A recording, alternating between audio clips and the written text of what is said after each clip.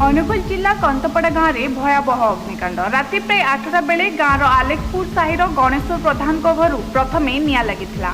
परे निआर प्रभाव में पाखापाखि 15 पोखर ऊर्ध्व घर जलीपोड़ी पाउंस हो जाइछि। गृहपालित पशु मध्य जीवंत दग्ध हो जाइछन्ति। तेबे दमकल बाहिनी पहुंचबारे विलंब जोगु गाँ लोके पानी पकाई निआं को आयत्त करने चेष्टा करथिले, मात्र निआर प्रकोप में सबकिछि जली पाउंस हो जाइथिला। अन्यपटे क्षयक्षतिर परिमाण आकलन करा जाई पारि नाही। ब्यूरो रिपोर्ट ओडिशा समाचार।